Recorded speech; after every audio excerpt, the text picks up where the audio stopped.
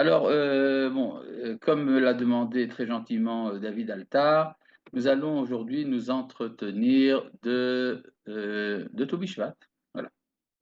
Tobi Shvat, je ne sais pas exactement ce que vous a raconté le Rafizon, peut-être qu'il y aura des répètes.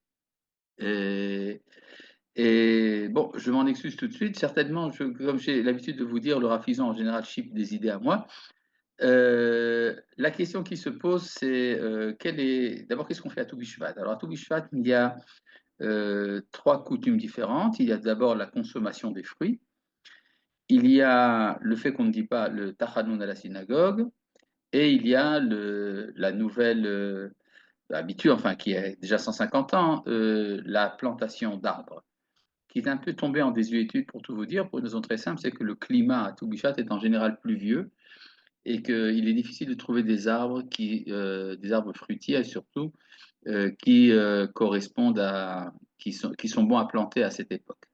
Enfin, quoi qu'il en soit, nous allons donc parler de la fête de Toubou Shvat, que la Mishnah appelle Rosh Hashanah la Ilan, qui est le nouvel an, non pas des arbres, mais de l'arbre.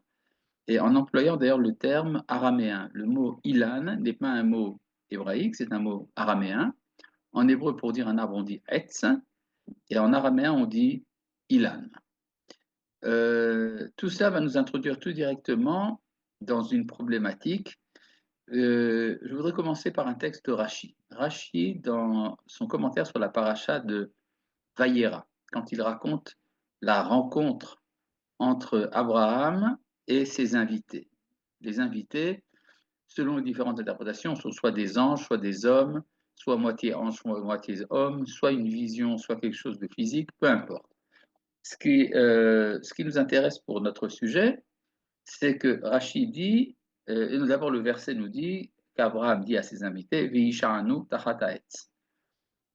Installez-vous sous l'arbre. Et Rashi dit sur les mots tachat ha'etz, Rashi explique tachat ha'ilan. C'est-à-dire, pour expliquer ce que dit le verset sous l'arbre, Rashi nous dit sous l'arbre. Simplement, il a remplacé le mot etz par le mot ilan. Bon, c'est donc d'une banalité extrêmement décevante. Et j'ai un principe que j'ai reçu de mon maître Manitou qui disait que quand Rachid dit quelque chose d'extrêmement banal, c'est qu'il veut dire quelque chose d'extrêmement profond. Et donc, il y a une intention profonde de Rachid dans le fait que pour Tachataetz, il nous dit Tachataïla. C'est très simple. Le mot Etz, en hébreu, veut dire deux choses. Il veut dire soit un arbre, soit le bois, le matériau dont on se sert pour faire des meubles. Et tandis que le mot ilan ne veut dire que un arbre, il ne veut pas dire du bois en araméen. Et donc ce que Rachid a voulu nous faire comprendre, c'est qu'il ne faut pas lire installez-vous sous le bois, mais installez-vous sous l'arbre. La différence entre le bois et un arbre, c'est que le bois vient de l'arbre, mais c'est un arbre déjà coupé, c'est un arbre mort. Tandis que l'arbre vivant, Ilan, est un arbre vivant. Mais qu'est-ce que Rachid veut? À quoi ça rime, toute cette histoire? C'est très simple. Rachid vit en milieu chrétien, et imaginez comment est-ce qu'un chrétien lit ce texte de la paracha de Vayera. Pour le chrétien, il est dit comme ça: Dieu est apparu à Abraham, sous quelle forme? Trois personnes, c'est-à-dire la Trinité. Et donc, il y a ici un danger de lecture christianisante que Rachid, justement, veut rectifier. Il nous fait remarquer que, parce que c'est quoi le bois en question pour un chrétien? C'est la croix. Et donc, installez-vous sous la croix. Alors là, ça devient carrément un sermon d'église. Et ce que Rachid veut nous faire comprendre, c'est que la différence entre le christianisme et le judaïsme, c'est entre la vie et la mort. Est-ce que c'est un Dieu vivant ou est-ce que c'est un Dieu mort? Le christianisme vénère un Dieu mort, tandis que le judaïsme parle d'un Dieu vivant. Et donc, c'est là la différence qu'il y a entre l'arbre de la vie. L'arbre en question était l'arbre de la vie, en fait, que Abraham rencontre à nouveau comme s'il entrait dans le Gan Eden dans sa vision, c'est-à-dire il entre au-delà du lieu gardé par les chérubins, qui est le jardin d'Éden, il reçoit là-bas les anges, et donc l'arbre, par définition, est un arbre de vie. Donc cette lecture de Rachi vient rectifier l'éventualité d'une interprétation païenne et que Rachi veut nous ramener à l'idée de la vie. Voilà. Ça, c'est très important parce que ça veut dire, c'est pas simplement un détail, ça veut dire qu'en fait, toute la fête de Toubishvat est une sorte de réparation de la faute du premier homme. En effet, on pourrait se demander qu'est-ce qui leur prend aux Juifs de faire une fête pour les fruits, alors que tous les malheurs de l'humanité ont commencé par la consommation d'un fruit. Donc on pourrait très bien discrètement évacuer cette histoire des fruits. Peut-être que la Torah aurait dû interdire de manger des fruits. En tout cas, elle ne l'a pas fait, mais en tout cas, faire une fête pour la consommation des fruits, c'est quand même un peu aberrant si on sait que tous nos problèmes ont commencé de cette manière. Mais c'est là, au contraire, que Rachi veut nous dire, enfin pas seulement Rachi, la tradition juive veut nous dire qu'il y a un moyen de réparer la faute du premier homme, et ça commence à Toubishvat. Et à ce propos, je voudrais relier ça à un problème sur l'origine de la fête. Vous savez que dans les universités, dans la recherche académicienne, on tente toujours de ramener le rituel de Toubishvat au mouvement sabbatéen. Chas Shalom, ça voudrait donc dire que tout ce que nous faisons à Toubishvat aurait pour origine l'hérésie de Shabbatai Tzvi. C'est tout à fait faux. En fait, il y a des sources extrêmement anciennes. La source, à mon avis, la plus ancienne de la signification mystique de Toubishvat, c'est ce passage dans le traité de Rosh Hashanah, où il est dit que Rabbi Akiva a consommé un cédra, non plus, il n'a pas consommé, il a cueilli un cédra, un étrog, le premier de Shevat, et qu'il a fait sur cet étrog deux dîmes, le Maaser Sheni et le Maaser Ani. Alors, petite explication halachique pour bien comprendre de quoi il s'agit. Les fruits, enfin, quand on fait la dîme, le Maaser, il faut faire la dîme sur les produits d'une même année. C'est-à-dire, si par exemple vous avez des pommes de terre qui sont d'une année, que vous avez mélangé avec les pommes de terre d'une autre année, alors vous avez un problème, vous ne pouvez pas faire la dîme. Il faut faire la dîme pour les produits de chaque année séparément. Le problème est de savoir quand est-ce que commence l'année. Alors, s'il s'agit de fruits, l'année commence à Toubishvat. Et si il s'agit de légumes, alors l'année commence à Rosh Hashanah. C'est-à-dire, si vous avez des concombres que vous avez cueillis avant Rosh Hashanah, vous ne pouvez pas les mélanger avec les concombres que vous avez cueillis après Rosh Hashanah. Il faut faire le maaser distinctement pour chacun des deux. Maintenant, qu'est-ce qu'il en est du hétrog, le cédra? Le cédra est un produit douteux. Il est d'une part considéré comme un fruit, mais il est également considéré comme un légume pour des raisons que nous n'allons pas développer maintenant. Et donc, quand Rabbi Akiva a cueilli le hétrog le jour de l'an des arbres, il a fait les deux dîmes, la dîme de l'année précédente et la dîme de l'année d'après. Il a fait donc deux fois la dîme, c'est-à-dire parce qu'il y avait une année où la dîme était celle des pauvres, Maaser Ani, et l'autre année où c'était Maaser Sheni, le deuxième Maaser, qui n'est pas exactement le même. Et donc Rabbi Akiva a fait les deux dîmes. Et alors, la question se pose, qu'est-ce que ça peut nous faire? Il est certain que Rabbi Akiva n'était pas un personnage banal. Et si la Gemara nous raconte qu'il a cueilli un étrog le jour de l'an des arbres, ça veut dire que c'était un acte qu'il a fait en public, en présence de ses élèves probablement, et qu'il donnait une signification à cet acte-là. Or, comme par hasard, le hétrog est, d'après la tradition, le fruit de la connaissance du bien et du mal. C'est cet arbre-là, c'est ce fruit que Adam Arishon et Chava ont mangé et qui a entraîné tous nos problèmes. Donc ça veut dire que Rabbi Akiva, en cueillant cet arbre, en cueillant ce fruit, a fait exactement ce qu'a fait Adam Arishon, mais cette fois-ci, il le fait pour réparer cette faute. Et donc, ça veut dire qu'il y a une source très ancienne de Toubishvat, Shvat, avec une signification mystique. Rappelons aussi, simplement pour l'information, que vers l'an 1000 vivait en Eretz Israël un poète du nom de Rabbi Yehuda Bar Hillel. Ce n'est pas ne pas confondre avec Rabbi Yehuda Halevi, le mieux connu. Rabbi Yehuda Bar Hillel a écrit une Chazarat Hashatz, une répétition de la Hamida spéciale pour le Nouvel An des arbres, pour Toubou Shvat. Ce qui veut dire que ce jour était férié déjà en Eretz Israël vers l'an 1000.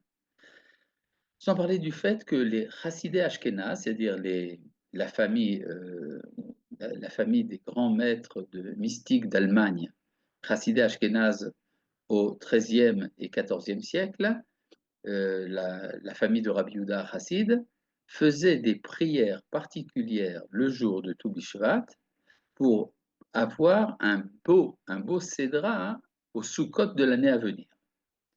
Et il mangeait également des fruits. Donc on voit que tout cela est bien antérieur, non seulement à Shabtai Tzvi, mais également au Hari et aux kabbalistes de Tzfat.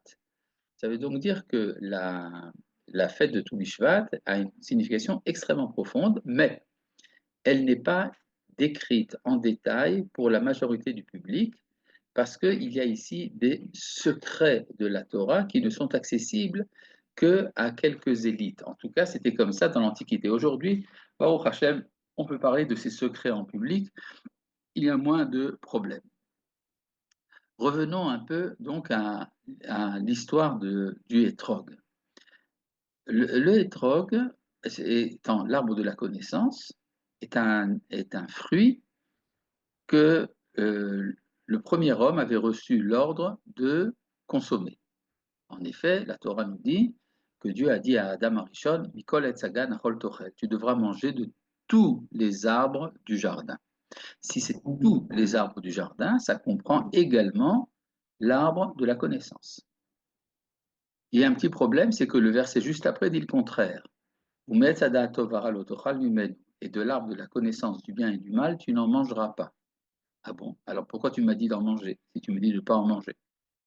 La réponse est dans la suite du verset, Ki beyom acholcha mimenu mot tamut, parce que le jour où tu en mangerais, tu mourras. Donc il y a ici un problème. Il faut manger de l'arbre de la connaissance. Il ne faut pas manger de l'arbre de la connaissance parce qu'il est mortel. Comment résoudre ce problème? C'est très simple, en prenant un antidote contre la mort. Et alors dans ce cas-là, il faut manger de l'arbre de la connaissance. Non seulement on a le droit, mais ça devient un devoir. Donc ça veut dire qu'il aurait dû manger d'abord de l'arbre de la vie et après de l'arbre de la connaissance. Et il a voulu invertir l'ordre, il a commencé par manger l'arbre de la connaissance et après l'arbre de la vie. C'était trop tard, il était entaché par sa faute. Et d'abord, c'est très important parce que ça veut dire qu'il y a une lecture optimiste de la Torah, contrairement à cette idée colportée également à nouveau par le christianisme, comme quoi il y aurait un fruit qui serait absolument défendu pour toujours, ce qui est déjà un acte de cruauté. Comment vous mettez l'homme à proximité de l'arbre le plus délicieux de la terre et vous lui interdisez d'en manger, mais que c'est ces histoires. Et puis, et puis, il y a également cette idée que il y a également un autre problème, c'est pourquoi une fois qu'il l'a mangé, qu'il a quand même transgressé l'interdiction, puisqu'il a mangé de l'arbre de la connaissance avant l'arbre de la vie, pourquoi l'empêcher de manger de l'arbre de la vie après cela? Parce que dans la Torah, il est dit que Dieu a dit, puisqu'il a mangé de l'arbre de la connaissance, il risque de manger aussi de l'arbre de la vie et vivre éternellement. Et c'est la raison pour laquelle il est renvoyé du jardin d'Éden. Si déjà il est en danger de mort, il faut le sauver. Il faut le sauver et donc lui donner l'arbre de la vie. La réponse donnée par Rabbi Chaim de Volojine dans son Nefesh HaChaim, c'est que bien au contraire, s'il mangeait de l'arbre de la vie après avoir péché, il rentrerait dans l'éternité avec sa faute. et donc ça deviendrait irréparable. Donc pour le sauver de cela, il faut qu'il soit renvoyé du jardin d'Éden, qu'il puisse mourir. C'est quoi mourir? Ça veut dire arriver dans notre monde. C'est-à-dire tous les jours dans les maternités, vous avez des hommes, vous avez des âmes qui sont renvoyées du paradis et qui naissent. Et tout le monde dit Mazal Tov. Mais en vérité, c'est la mort. C'est une chute de l'âme qui vient du monde supérieur qui arrive dans notre monde. C'est pour ça d'ailleurs que la matrice est appelée dans la Mishnah Kever, la tombe. C'est l'endroit où est tombé dans le double sens du terme, l'âme pour finalement naître dans notre monde. Alors, ça veut dire que dans notre monde à nous, alors là, on peut répéter la consommation des arbres sans problème. C'est là qu'on apprend à manger l'arbre de la vie, puis après l'arbre de la connaissance. L'arbre de la vie, comme vous le savez, c'est l'expression qui désigne la Torah. Etz Chaimhi la Mahazikimba. La Torah est un arbre de vie pour ceux qui la tiennent. Ce qui veut dire que la Torah est primordiale avant la connaissance.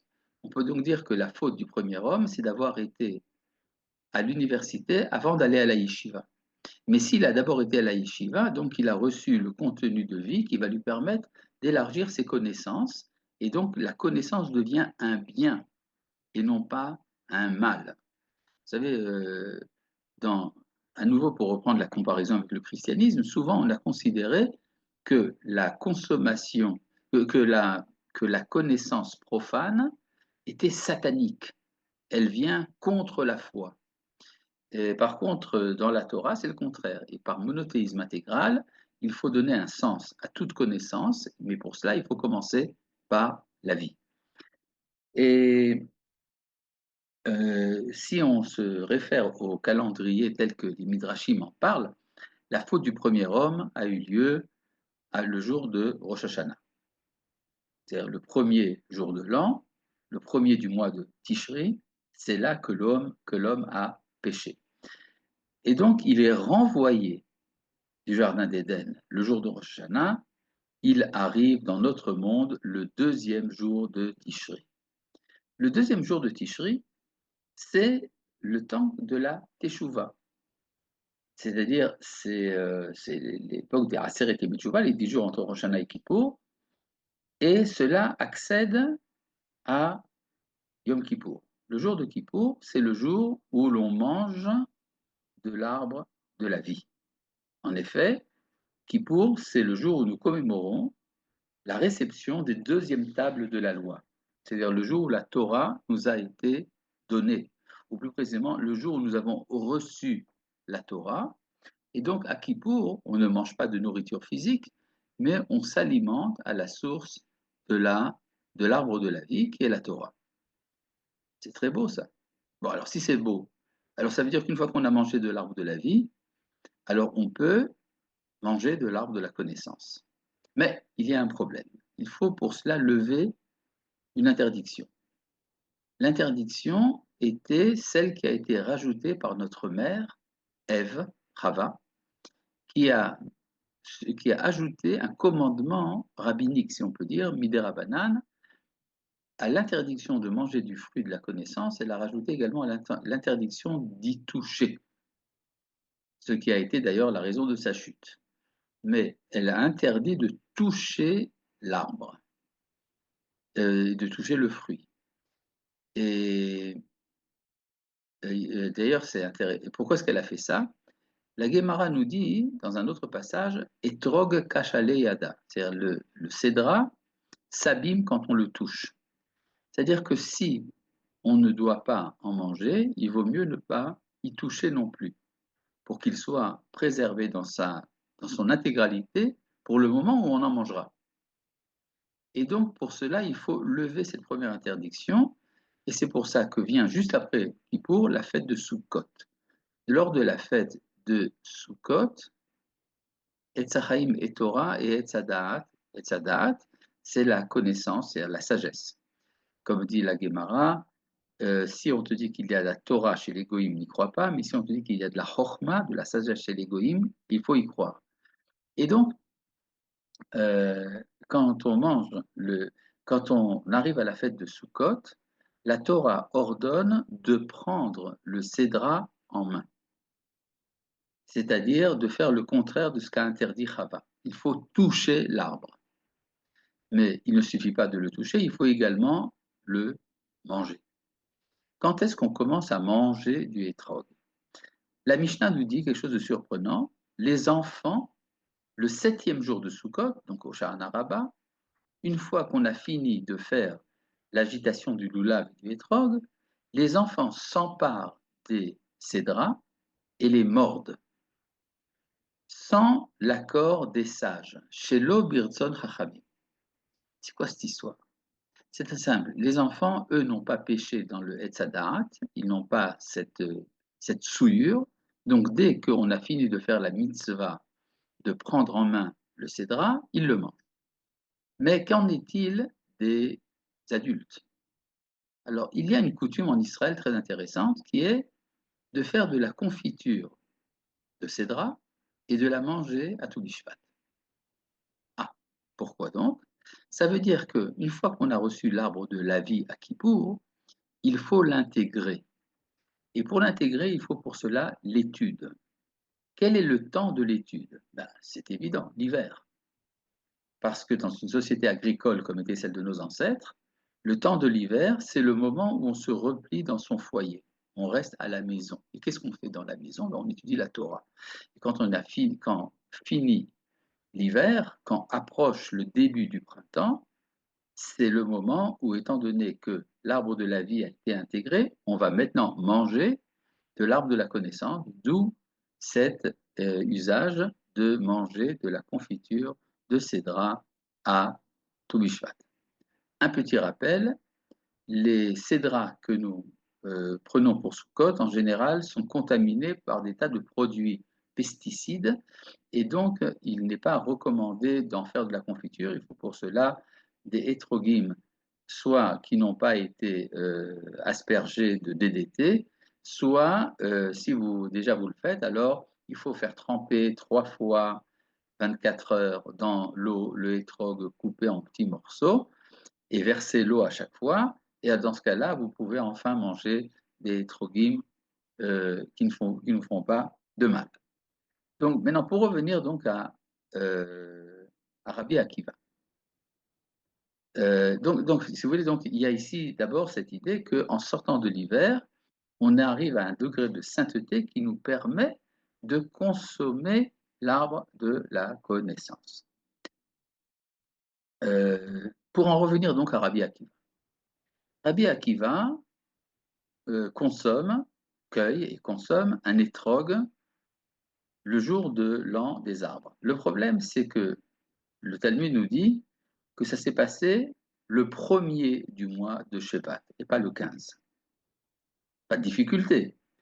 En effet, il y a une controverse entre Beth Shammai, la maison de Shammai, la maison d'Hillel, pour savoir quand est-ce que tombe le nouvel an des arbres. Nous suivons l'enseignement de Beth Hillel, que c'est le 15. Mais d'après Beth Shammai, c'est le premier. Donc il n'est pas impossible que Rabbi Akiva suivait l'avis de Beth Shammai.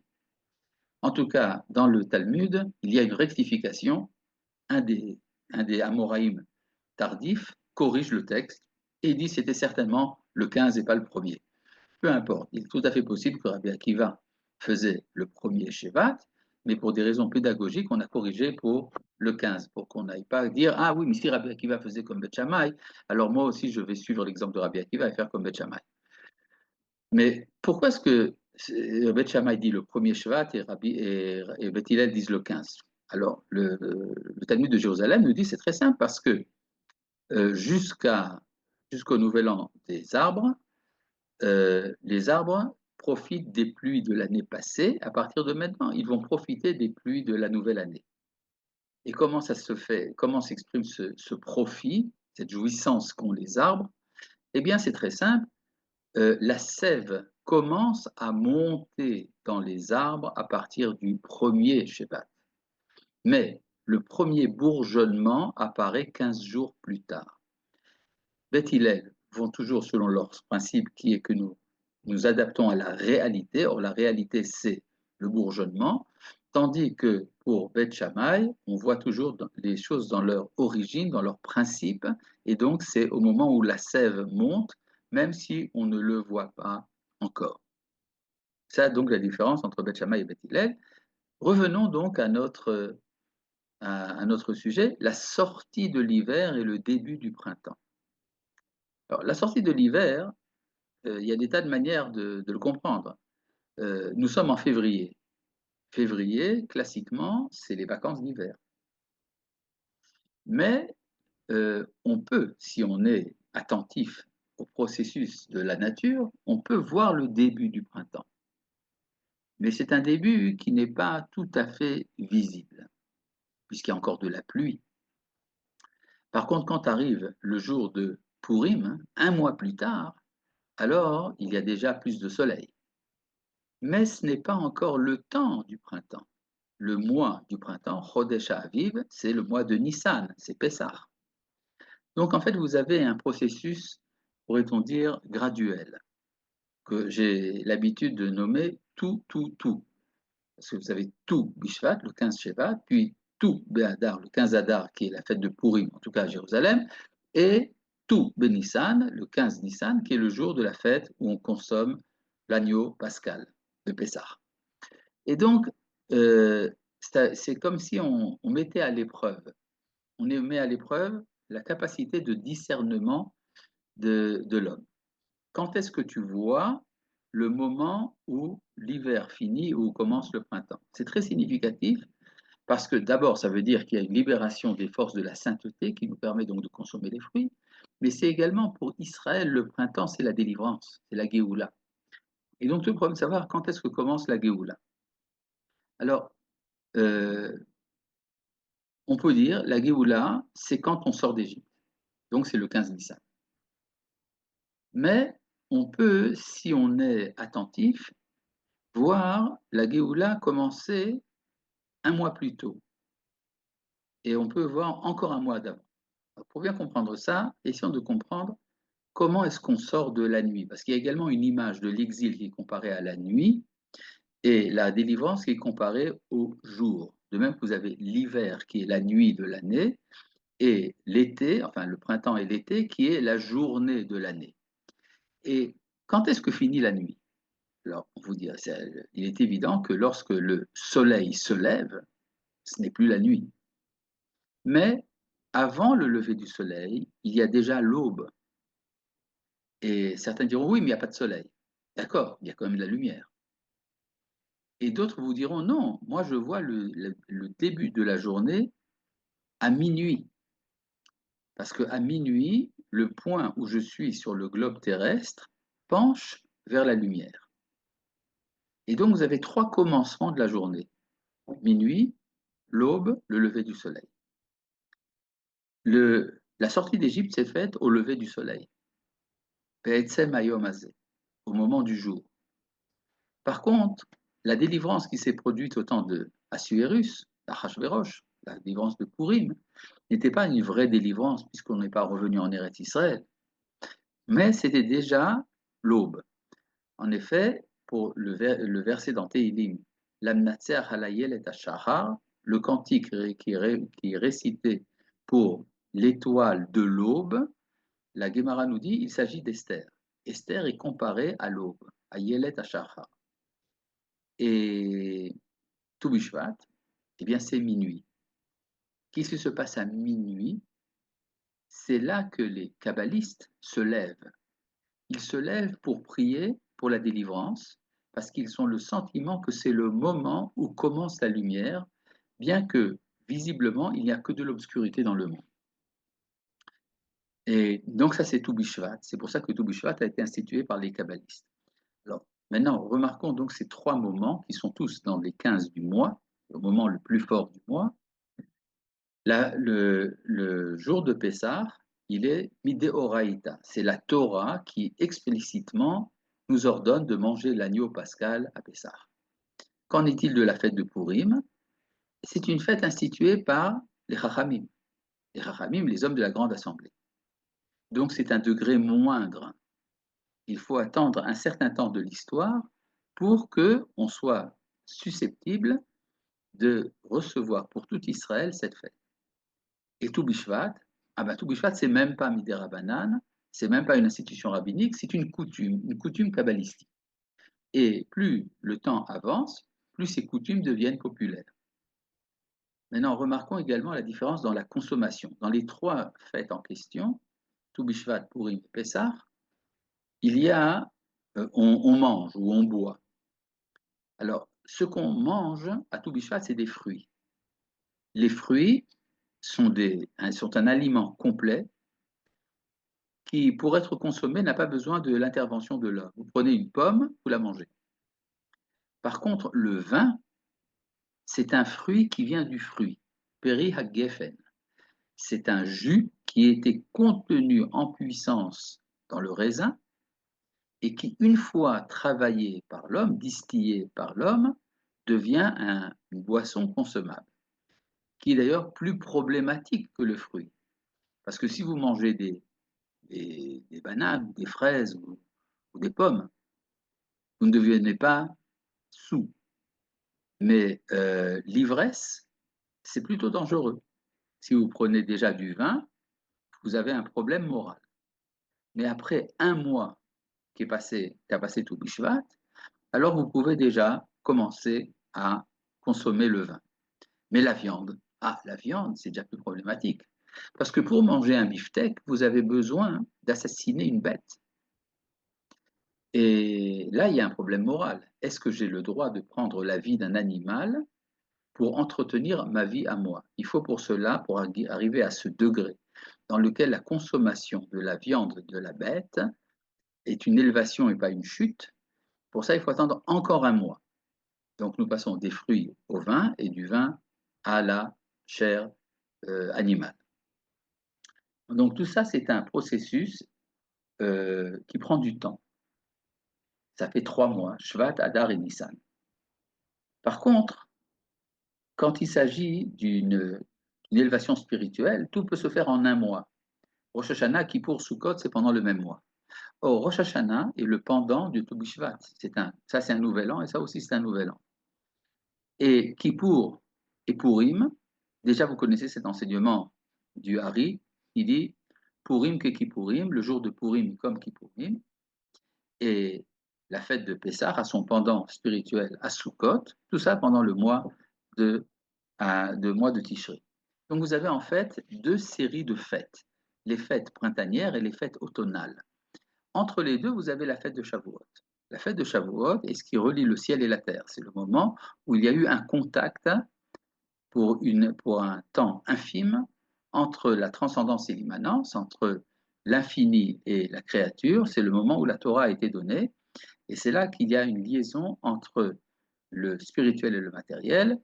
Et donc, on peut faire la fête doublement à Shavuot. Donc, ce que nous avons vu donc, pour l'instant, c'est que tout Bishvat, c'est le début de la conscience de la délivrance. On sort de l'hiver, on sort de la nuit, on sort de la galoute.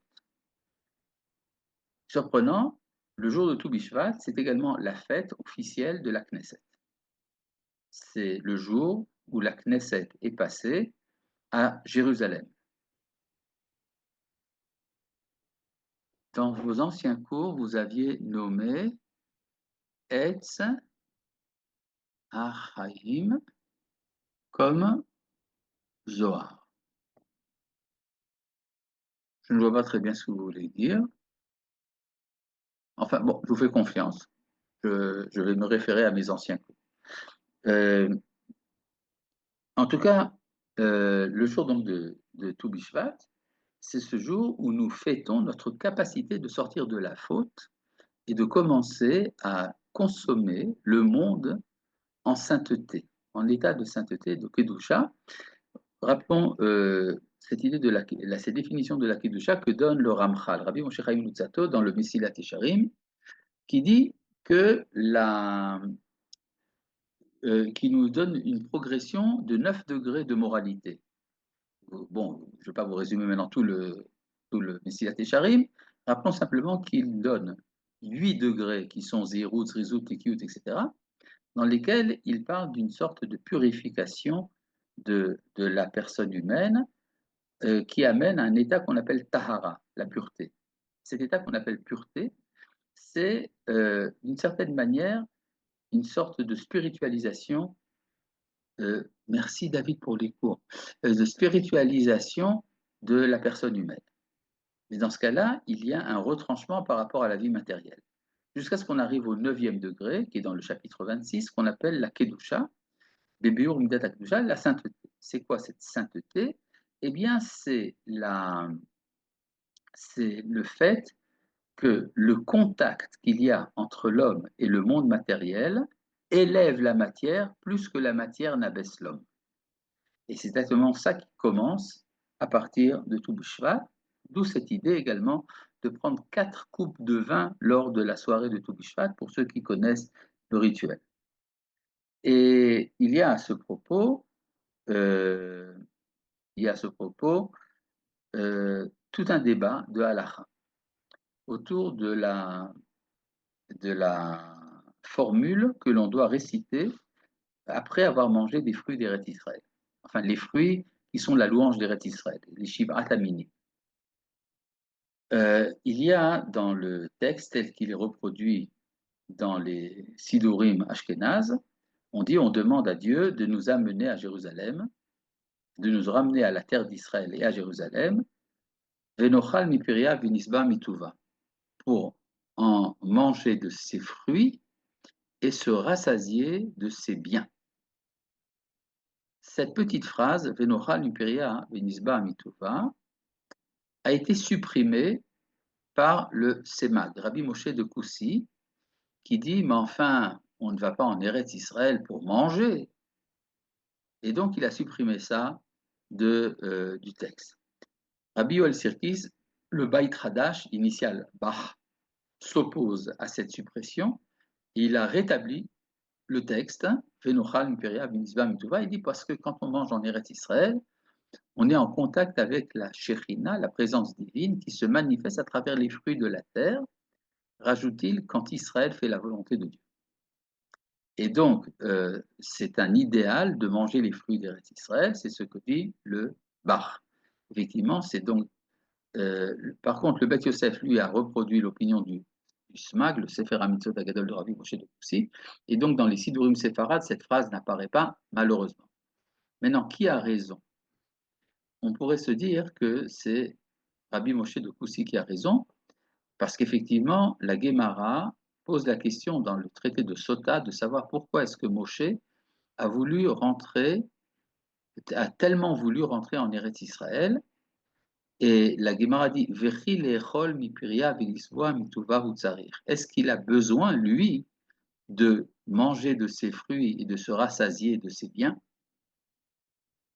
Ce qui voudrait donc dire que. Et la Gemara donne une réponse pourquoi est-ce que Moshe a quand même voulu rentrer en Eretz Israël. Mais en fait, c'est la preuve que c'est le Bar qui a raison. Parce que pourquoi est-ce que la Gemara emploierait-elle un langage tellement, disons, poétique? Est-ce que Moshe aurait besoin de manger de ses fruits et de se rassasier de ses biens? C'est une formule donc qui était connue de la Gemara. Ce qui veut dire que pour tout Israël, nous rentrons en Eretz Israël effectivement pour manger de ses fruits et de se rassasier de ses biens.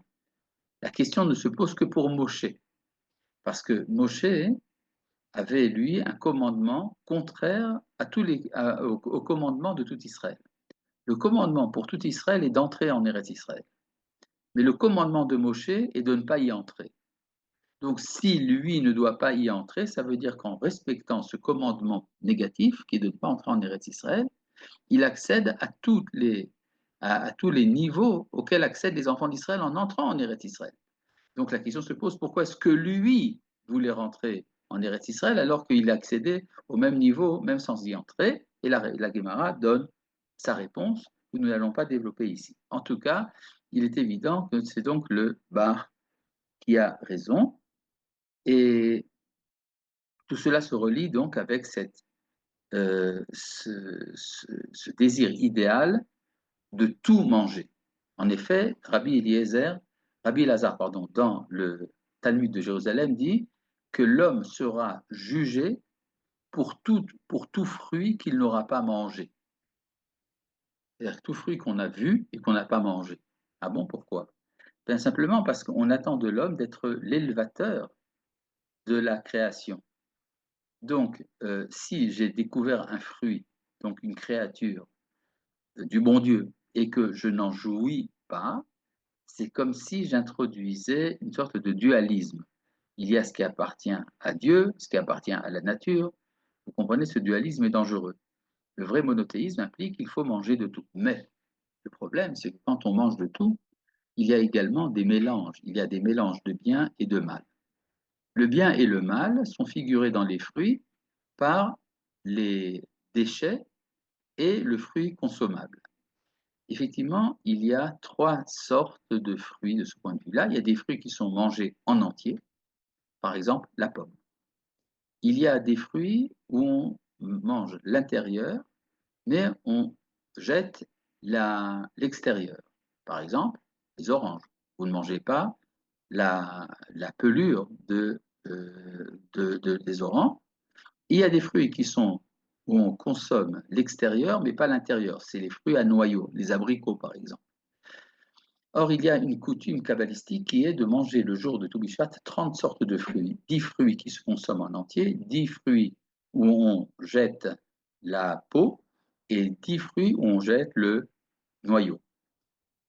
Ça correspond aux trois niveaux du monde qui sont Beria, Yetzira et Asiya, c'est-à-dire les trois mondes, un monde qui est entièrement pur, Beria, un monde où il y a un mélange de bien et de mal, mais le mal est extérieur, et le monde Asiya, notre monde pratique dans lequel le mal est à l'intérieur. Donc il faut savoir faire cette différence. Cependant, il y a ça, c'est, disons, cette manière de faire ce tri entre le bien et le mal, c'est l'apanage de la plupart des tzadikim. Les tzadikim font ce qu'on appelle le bérour. Le bérour, c'est-à-dire le tri entre le bien et le mal. Mais il y a également des tzadikim dont le rôle est de faire ce qu'on appelle le ilouï. Le ilouï, c'est-à-dire d'élever tout. Et ça, c'est la différence que vous avez entre le jus d'orange et la confiture d'orange. Dans le jus d'orange, vous prenez l'intérieur et vous jetez l'extérieur.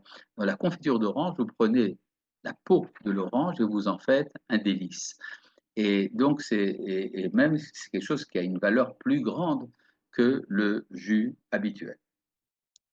Et là, ça revient donc à la, faut dire à la manière de vivre qu'avait une grande femme mentionnée dans le Talmud. Il s'agit de Yalta. Yalta était l'épouse de Rav Nachman. Rav Nachman, un des grands maîtres du Talmud, qui était d'ailleurs riche et qui était nommé par le Rosh Kalvuta, l'exilarque des Juifs, comme juge suprême chez les Juifs. Sa fille était Yalta, donc l'épouse de Rav Nachman. Or, Yalta a dit, étant donné que tout ce que Dieu nous a interdit, il nous l'a autorisé, comment est-ce que Dieu nous a autorisé tout ce qu'il a interdit? Ben, c'est très simple. Il nous a interdit de manger le sang, mais il nous a autorisé la consommation du foie. Or, le foie a le goût du sang. Il nous a interdit d'épouser la sœur de son frère, mais il a autorisé à faire le lévira, le yiboum. Il a interdit la femme d'un homme marié, une femme mariée, mais il a autorisé la divorcée du vivant de son mari. Il nous a interdit d'épouser une goya, mais il a autorisé la femme captive, etc., etc. Et elle dit, si il nous a interdit de manger du porc, mais il nous a autorisé la cervelle du poisson appelé shibuta, qui a le même goût que le porc. Et donc, je te demande de me donner quelque chose qui a le goût du lait et de la viande. Il lui a donné des mamelles. La mamelle, c'est de la viande qui a le goût du lait et qui est autorisée. Et donc, ça veut dire que Yalta était une idéaliste qui ne pouvait pas admettre qu'il y ait un aliment dans le monde qui soit en dehors de l'économie du divin. Donc, elle intime à son mari de trouver une solution comment manger du lait et de la viande. C'est indispensable. Et, c'est ça donc que Rav Nachman faisait. Maintenant, tout cet idéal de l'élévation de toutes les consommations est lié directement à Eretz Israël. En effet, il y a des lois dans la Mishnah qui nous parlent on va dire, de l'écologie. Si vous, par exemple, vous plantez des arbres autour de la ville, ils doivent être à une certaine distance de la muraille pour que les racines n'entament pas la muraille. Et si vous avez une décharge, la décharge doit être au nord de la ville parce que c'est là-bas que souffle le vent et emporte les mauvaises odeurs au loin, etc., etc. Il y a toute une série de règles qui nous disent comment préserver l'environnement de l'homme. Et le Rashba, Rabbi Shlomo Ben Aderet, disait que ces règles-là ne sont valables qu'en Eretz Israël. Parce que en Chutz La'aretz, il vaut mieux que les habitants ne prennent pas plaisir à leur habitation. Vous savez qu'il y avait au Maroc des familles qui ne portaient jamais de vêtements verts, parce que le vert, c'est la nature. Et il ne faut pas s'habituer à la nature de Chutz La'aretz. D'ailleurs, ils ne plantaient pas d'arbres non plus, pour la même raison. Tandis qu'en Eretz Israël, cela a un sens. Et Rabbi Yosef Karo, le Beth Yosef, nous dit que même en Eretz Israël, ces règles n'ont pas lieu tant que nous ne jusqu'à ce que nous méritions de la mériter. L'iscot, l'iscot. C'est-à-dire, il faut, pour respecter la nature, que nous soyons en Eretz Israël, mais en état d'indépendance, et pas simplement habiter le pays sous la souveraineté des Goïs. Et donc, le fait qu'il y a un rapport entre Toubishvat et la résurrection nationale n'est pas un hasard. Je crois que le Rav Fison, j'ai entendu ça dans les dernières minutes, vous a parlé de l'habitude, de l'usage de planter des arbres à Toubishvat. C'est une habitude sioniste. C'est né au XIXe siècle à Mikvé Israël sous l'impulsion du Rav Dr Zev Yahavetz, qui a encouragé à planter des arbres le jour de Toubishvat. Bien que ce n'est pas effectivement la bonne saison, il y a d'ailleurs ce qu'on appelle Rosh Hashanah la Neti'a, le nouvel an de la plantation des arbres, c'est le premier Tishrei ou bien même le 15 Av. Le 15 du mois de Av, c'est si vous avez planté un arbre avant le 15 Av, c'est-à-dire par exemple le 14, arrive Rosh Hashanah, c'est considéré comme une première année pour les comptes de la Orla. Et donc, vous avez 45 jours qui peuvent être considérés comme une année. C'est à tout Bishvat. Il y a quand même une intuition juste dans cette idée de planter, non pas à tout Béav, mais à tout Bishvat. C'est également 45 jours avant le premier Nissan. Or, si nous allons selon les Midrashim qui nous disent que le premier Nissan, c'est le 6e jour de la création, et que le premier Tishrei, c'est le 6e jour de la création, si on aille selon l'opinion de Rabbi Eliezer ou l'opinion de Rabbi Yoshua. Donc, 40 jours avant la plantation, 15 jours avant la création, c'est le moment qui est antérieur à la naissance du monde. Or, vous avez un Midrash qui nous dit que 40 jours avant la conception de l'enfant, on dit déjà avec qui il est digne qu'il se marie. Et donc, c'est pour ça qu'on faisait des danses matrimoniales le 15 du mois de Av, selon l'opinion de Rabbi Yoshua. Mais si nous allons selon l'opinion de Rabbi Eliezer, pardon. Tandis que si nous allons selon l'opinion de Rabbi Yoshua, que le monde a été créé en Nissan, donc 40 jours avant la conception du monde, c'est tout Bishvat, donc il y a un rapport entre les deux fêtes. Il y a un texte de la Mishnah qui nous dit que celui qui marche, marche dans son chemin et qui arrête son étude pour dire qu'est-ce que cet arbre est beau, il est coupable dans son âme. Mitrayev benafsho. Donc ça voudrait dire que la Mishnah a un regard négatif sur la contemplation de la beauté de la nature. Or, c'est le moment où les amandiers sont en fleurs, etc. Par contre, vous avez une halakha qui est que quand on est au printemps, ce qu'on appelle le temps de Nissan, et qu'on voit des arbres en fleurs, eh bien, il faut faire une bénédiction pour remercier le Créateur d'avoir fait des si belles choses. Donc, il y a une contradiction entre cette halakha et cette Mishnah. En fait, ce n'est pas du tout une contradiction, parce que ce que dit la Mishnah, c'est que si on s'interrompt de son étude, alors la contemplation de l'arbre est en opposition avec l'étude. Par contre, la contemplation de l'arbre devrait être le prolongement de l'étude, et donc ça ne serait pas une interruption. Or, c'est exactement à cela que nous sommes invités à partir de Toubishvat. C'est que notre étude se transforme en arbre. C'est-à-dire que les arbres qui sont plantés aujourd'hui en Eretz Israël sont une révélation des secrets de la Torah qui étaient enfouis dans l'étude pendant le temps de l'exil. Il y a, ça explique ce fameux texte du traité de Shabbat à propos de Rabbi Shimon Bar Yochai. Vous savez que Rabbi Shimon Bar Yochai sort de sa grotte après 12 ans où il était caché dans sa grotte, où il a conçu le Zohar avec son fils. Et en sortant de la grotte, il voit des hommes labourer. Et il dit comment ils abandonnent la vie éternelle pour s'occuper de la vie éphémère, et il brûle de son regard ceux qui labourent. Une voix se fait entendre du ciel et dit comment vous êtes sortis de la grotte pour détruire le monde, pour détruire mon monde. Rabbi Shimon Bar Yochai et son fils Rabbi Lazare comprennent qu'ils ont péché, ils rentrent à nouveau dans la grotte et sortent après une année supplémentaire. Et en sortant de la grotte, Rabbi Lazare, lui, c'est lui qui s'est mis à brûler les gens, mais Rabbi Shimon guérissait les gens. C'est-à-dire que Rabbi Shimon Bar Yochai a compris qu'on ne pouvait pas supprimer la valeur du monde agricole. Maintenant, quel est le problème?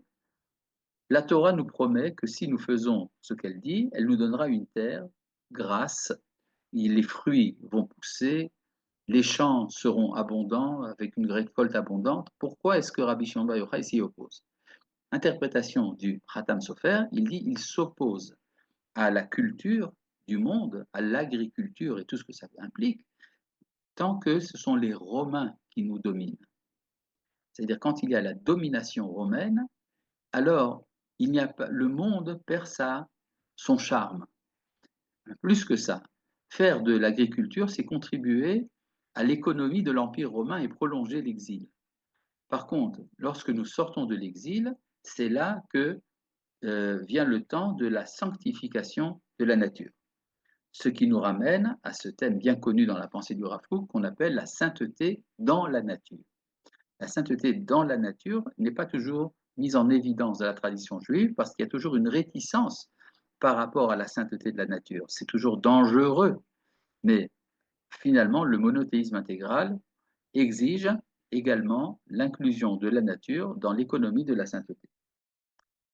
Petite remarque, le mot ilan, qui veut dire l'arbre, rappelez-vous que Touj Bishvat est appelé Rosh Hashanah la ilan, c'est le nouvel an de l'arbre, comme si on parlait d'un arbre spécifique, avec un article défini. Ha ilan. De quoi s'agit-il? Les kabbalistes ont ici une intuition absolument géniale. Ils disent que le mot ilan a la valeur numérique 91. Ah, ça explique tout maintenant.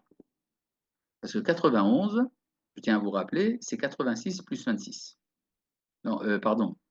C'est, oui, 86. Non, c'est 65 plus 26. Ça vous explique tout, non?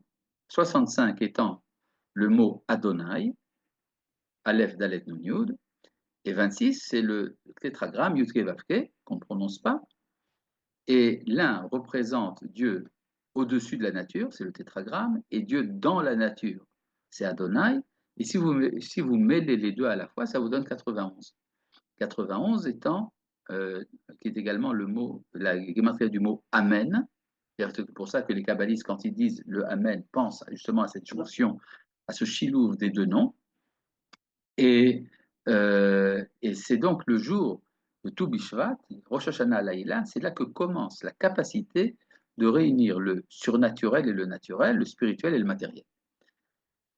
Voilà, nous avons encore devant nous 3 minutes et demie qui nous permettent d'écouter vos interventions et vos questions. Je suis là pour vous écouter. J'invite les élèves à lever la main. Oh, pardon, excusez-moi. J'invite les élèves à lever la main s'ils ont des questions. Alors, il y avait une question, je ne sais pas si vous avez répondu. Etz Chaim, c'est Torah et Etz Hadat correspond à C'est la sagesse. sagesse. Chokhmah. Chokhmah. Rien à voir avec la Kabbalah. Quoi, Etzadat? Au contraire, le Etzadat, d'après les kabbalistes, c'est la halacha.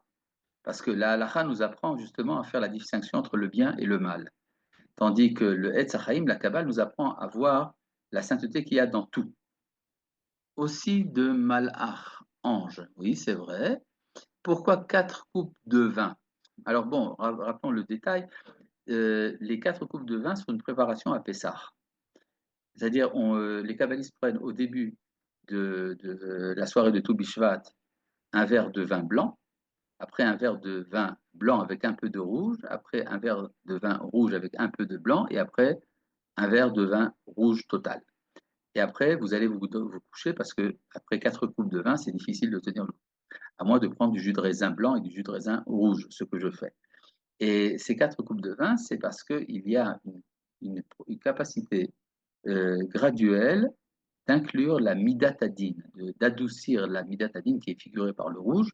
Et donc, pour ça, il y a les 4 coupes de vin. Pourquoi ne pas travailler halakha avant Kabbalah? Non, il faut manger de l'arbre de la vie avant l'arbre de la connaissance, mais d'un autre côté, il faut avoir étudié la halakha avant de faire la Kabbalah. Comment concilier ces deux enseignements? Manitou disait, il faut étudier d'abord la halakha, mais chez un maître qui connaît la Kabbalah. Pourquoi vous redire les significations? Pouvez-vous redire les significations de 65 et 26? Merci. 65 étant le nom de Dieu tel qu'il est prononcé, Adonai, et 26 étant le nom de Dieu qui n'est pas prononcé, Yudkevavke. L'un est naturel, l'autre au-dessus de la nature. Voilà, c'est tout. Oui, À part les 4 coupes de vin, est-ce qu'il y a quelque chose d'autre que vous faites il y a que... une prière qui est inscrite dans le petit fascicule qui s'appelle Peri et Tzadar, dans lequel il y a toute une prière dans laquelle on demande de réparer tout ce qui a été dispersé depuis la faute de Adam Arishon jusqu'à nos jours. Et par rapport à la période dans laquelle vous vivez, est-ce qu'il y a quelque chose à faire en plus, peut-être, pour le Il retour faut au Judaïsme? bourgeonner. La fête de Toubia, c'est le moment du bourgeonnement. C'est-à-dire, puisque nous sommes dans une période difficile, c'est donc qu'il y a les périodes difficiles ont toujours des potentialités. Et c'est ça qu'il faut intégrer de nos jours. Adam qui savait la Kabbalah, évidemment. La Kabbalah étant l'intériorité de l'existence, donc il est normal qu'Adam Arishon, avant la faute, avait cette intuition de l'intériorité. Et pour finir, comment s'est passé votre voyage au Canada? Ah, c'était très sympathique. D'ailleurs, je leur ai expliqué qu'ils n'avaient rien à faire là-bas. Ah, c'était pour les Juifs ou c'était pour C'était les pour bêtes les noires? Juifs et également pour les non, les bnei noirs, je leur ai expliqué justement qu'ils avaient des choses à faire là-bas. Chacun Bezat. son rôle. תודה רבה, Shalom, המשך shalom. שבוע טוב. Kol tout.